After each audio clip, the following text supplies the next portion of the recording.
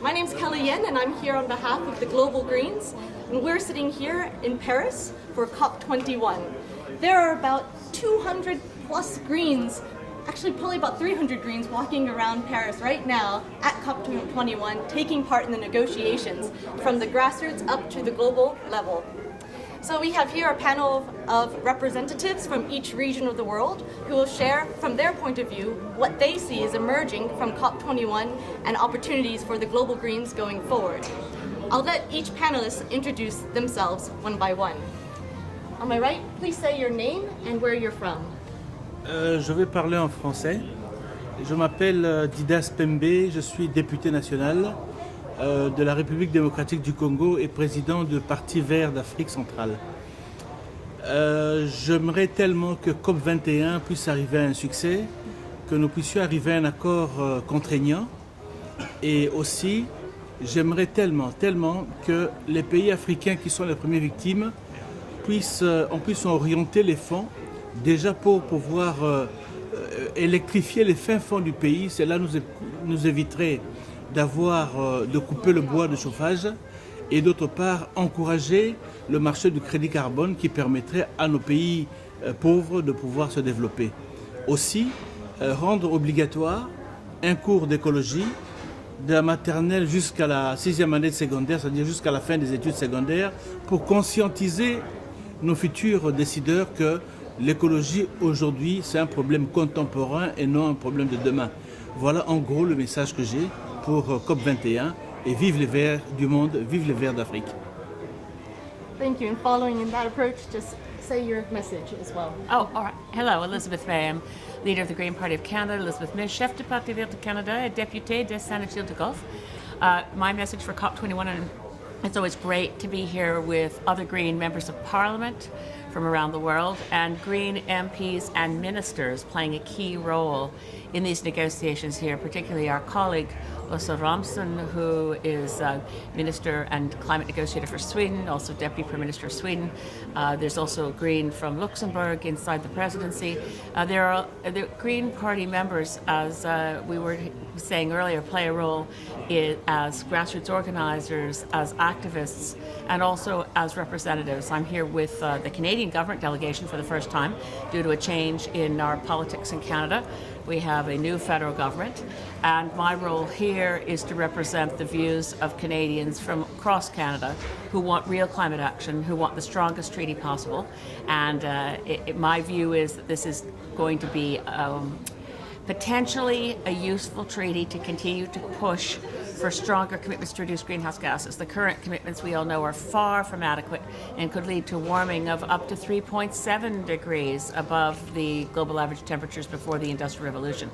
Far too high, far too dangerous, in fact catastrophic.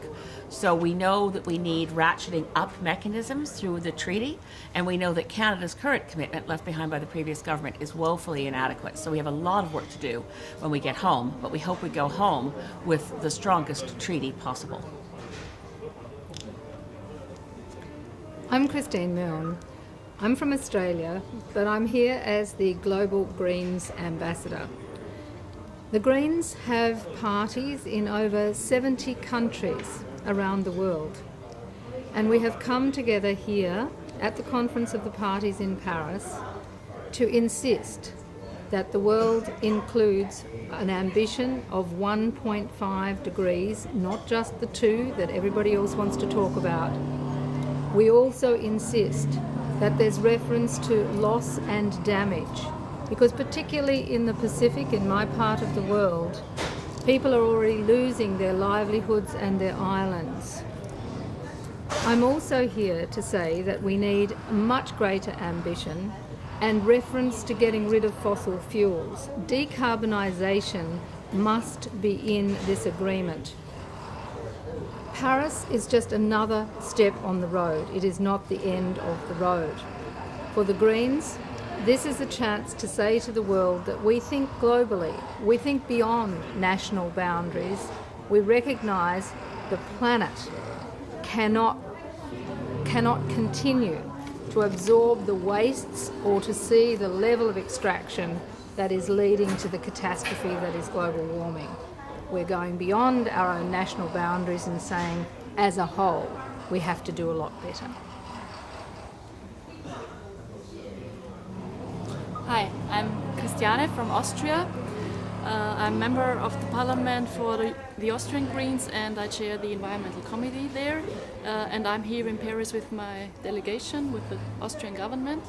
I hope that we can agree on the strongest outcome that's possible. And I'm sure that the Paris talks and the Paris Agreement will only be a start of climate movement. We see the effects of climate change as never before, but we also have the solutions on the table as clear as never before on renewables, and there is movement as we have not seen it.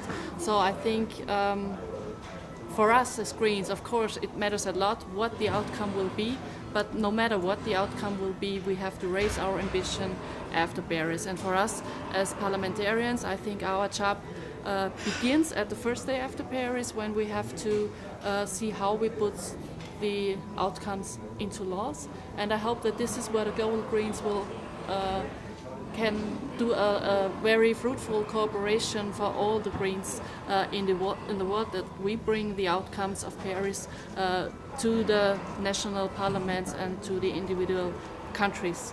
I think what a country like my country, Austria, and also the EU has to do is also work specifically on the raise of ambition before 2020. We are talking about an agreement that should come into law after 2020, but we have no time to lose on climate change. So the EU and my country, we are the ones who can do it. We have all the technologies, we have the know-how, the money. So this is where our ambition has to go, to raise our ambition and to help other countries in also doing so. Hello, I'm Yujin Lee from Korea. I'm representative of Green Party Korea. And we have to all live together. We cannot give up some of the people. So most vulnerable countries, like Ireland, they are suffering from sea level rising. So that's why Global Greens and Korea Greens all insist we have to our goal to the 1.5 degree. And as you know, CO2 emissions in Asia Pacific is dramatically increasing. So China is the biggest CO2 emitters, and India is the third, and Japan is the fifth, and Korea is the seventh. So, and also Asia countries like Korea, Japan, and China think nuclear energy as an answer to the climate change. So China building a lot of nuclear power plant, and Korea will build 12 more nuclear power plant by year 2029. And also Japan restarted the nuclear power plant even after Fukushima accident. So Asia Pacific, especially East Asia area, we have to stop nuclear power plant. Nuclear power plant is really dangerous and expensive, and also it destroys human rights and as well as communities. So we have to stop nuclear power plant. Nuclear is not the answer to the climate change. Thank you very much. We have one more who has joined the discussion, Kennedy Graham from New Zealand. We'd like to share his thoughts as well on what's emerging at COP21. Well, what is emerging is probably going to be an agreement that brings all 196 states parties together with voluntary targets, which should have happened well before the year 2000. So we've lost about 15 to 20 years of critical time in terms of global emissions. But there we are where we are, and what we've got to do now is very quickly increase the ambition of each state party, probably about double in each case and more elsewhere. So that's the post-Paris effort that we have to engage in, and I think the Global Greens are going to lead in that.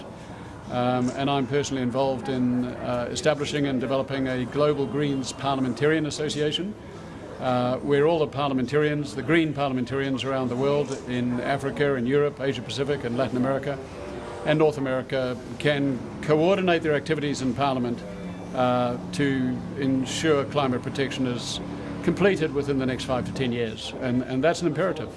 Option is not a failure. To conclude, I'd like to invite Christine Milne as the Global Greens spokesperson to share some concluding thoughts. Well, there was a lot of momentum built up on the road to Paris. We need even more momentum after Paris. People who care about the future are involved in the fight to address global warming. Many are involved in civil society groups. But I urge people to join the Greens around the world, because it is in the parliaments of the world that the policy changes are going to be made. We need noise on the streets, we need protest, we need community action, but it needs to be delivered in the parliament, and it won't be delivered by the parliamentarians who are supported by the vested interests of the old order. It will be delivered by Green parliamentarians who are focused on the future and who are not tied to the 20th century. Our vision is the 21st century and a safe climate. Join us.